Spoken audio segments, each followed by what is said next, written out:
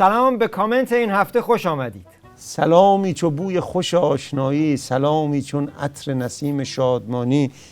ما از سویدای بابا این چه قلم به سلم بنویسی؟ برای خود یه کلمهش برای من شعر و نمیدونم یه جمله. ما تو محلمون اگه اینجوری سلام علیک میکردیم مثلا خندهشون میان. کی به همسایه‌مون بچه معلومون گفتن سلامی چو بوی خوش آشنایی. بابا محله چه برنامه تلویزیونی؟ من خواستم یه سلام فاخر متفاوت باشه. بده اینجوری شد دیگه. من نمیتونم آقای کارگردان شما دیگه ادامه نده که ترانزیشن بزن. نه بابا بذار من سلام کنم بعد ترانزیشن بزنم. بینندگان عزیز سلام عرض میکنم. همین کافیه دیگه. کی ما تو تهران شعر میخوندیم تو سلام علیکم؟ بابک این پزشکیان اخیراً یه جمله‌ای گفته که یکم بفهمی نفهمی مبهمه. تو میتونی واسه ما شفاف سازی کنی که این منظورش چیه؟ ببین چی گفته. مملکت قرار نیست که با مسیرهای غیر کارشناسی غیر علمی یه آدم‌های با ذهن بسته مدیریت بشه. آقا چی داره میگه این مسیرهای غیر کارشناسی و ذهن بسته منظورش کیه؟ اینم زده تو فاز قلم به سلم به صحبت کردنه. چون انقدر میپیچونی آخه پزشکیان. منظورش از ذهن بسته و غیر کارشناسی یعنی خب یه دفعه بالا بیار بگو مشتبه دیگه. مشتبه؟ بله مشتبه. یعنی منظورش از این که میگه غیر کارشناسی ذهنش بسته است. بله. مشتبه دقیقاً. رو چه حساب میگی اینو؟ رو حساب حرف جعفر قائم‌پناه مشاورش، همون که پزشکیان میگفت جعفر ولکن بابا.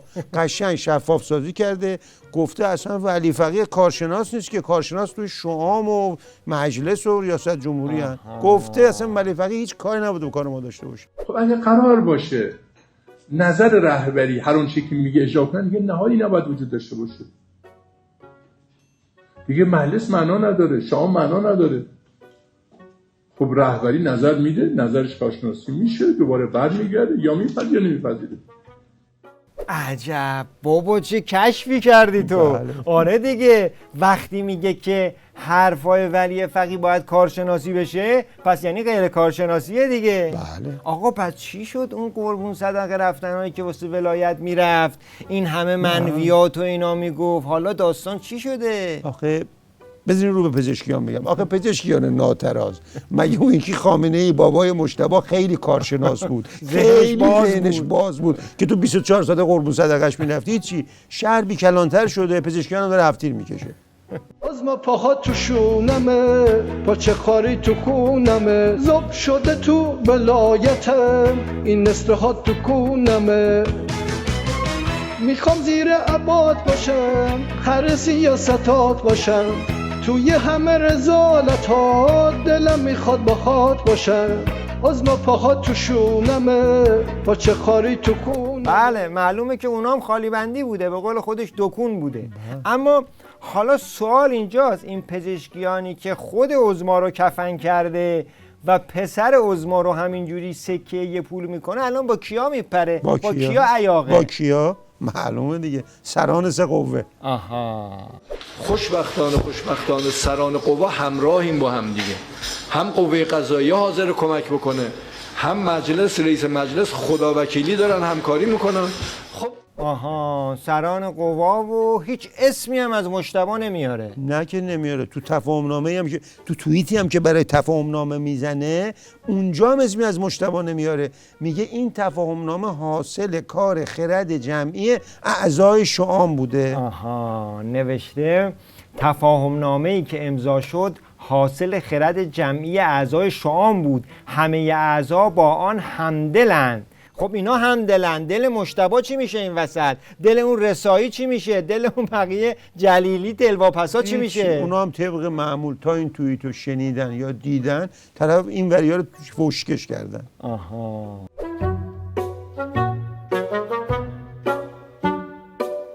نوشته از وقتی ترامپ تفاهمنامه را پایان یافته اعلام کرده، پزشکیان و گاه قالیباف، احتمالا منظورش همون خرد جمعیه، دچار شکست عشقی شده اند.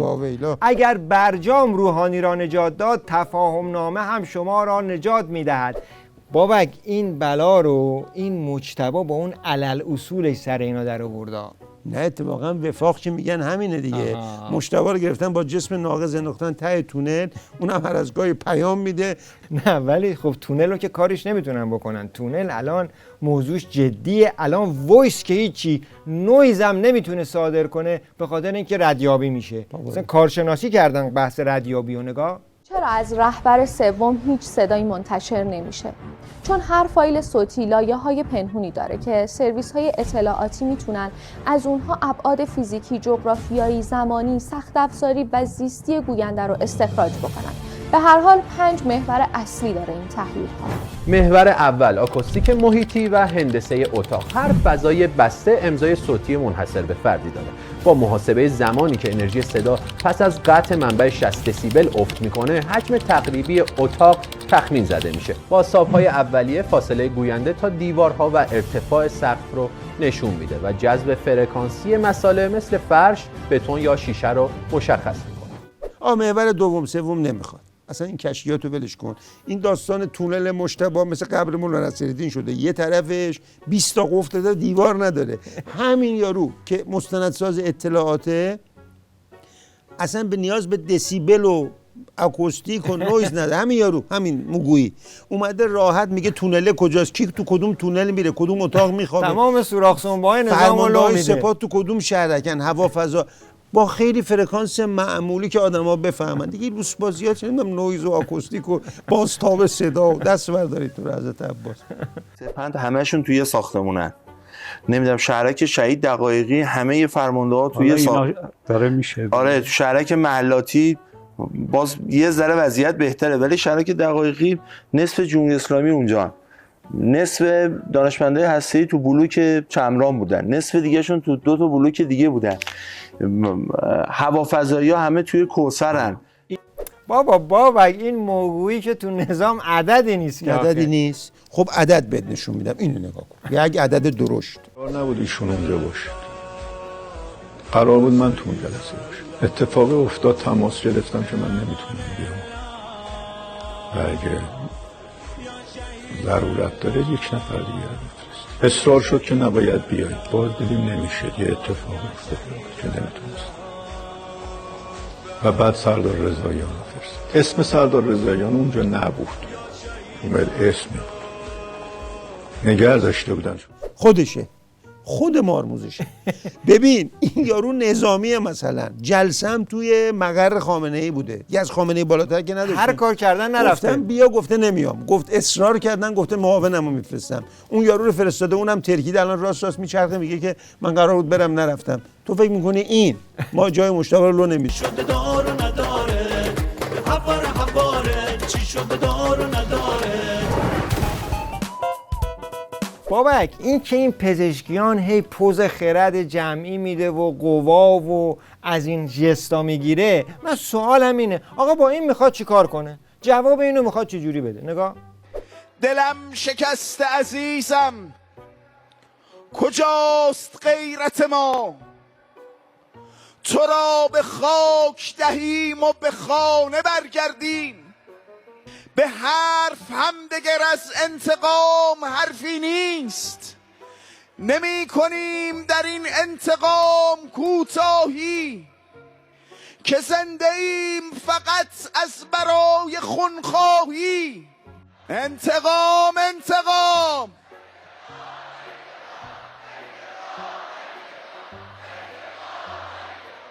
اینو میخواد چی کار کنه؟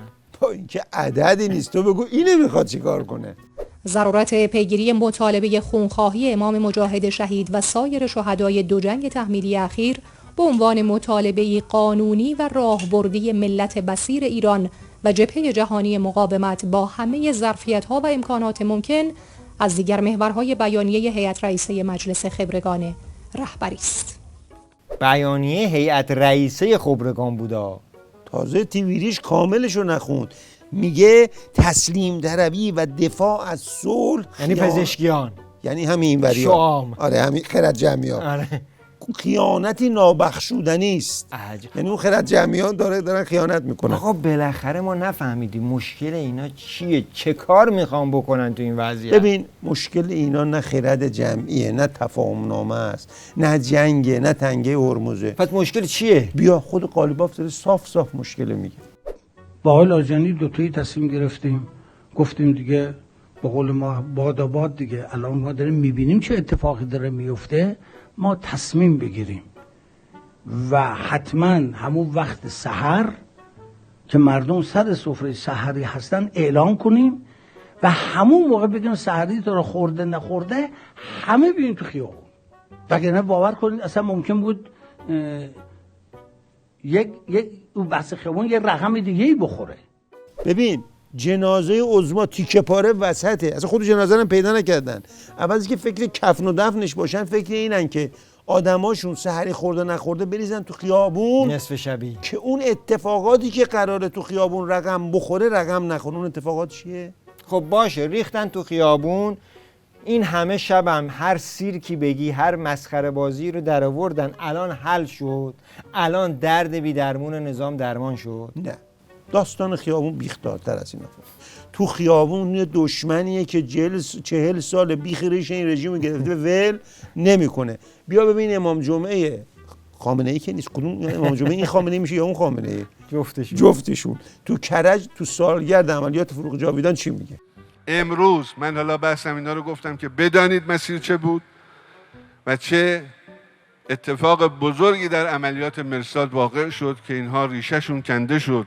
اگرچه عرض میکنم نفاق وجود داره و فعالیت میکنه، شما هم رگه هاشو میبینید، در همه جا هم هستن. آقا ما نفهمیدیم چطور شد، میگه ریشهشون کنده شد اما همه جا هم هستن. چجوری میشه؟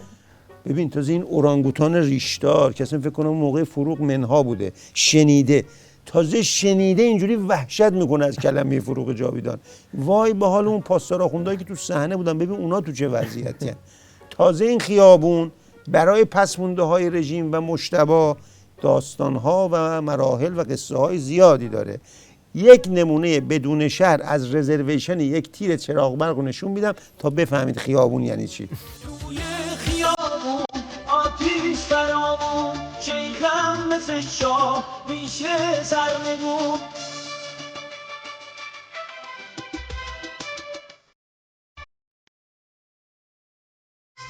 هم کل نظام تو، هم رسم و مرام تو، میفرستیم درک پیش بابا تو امام تو.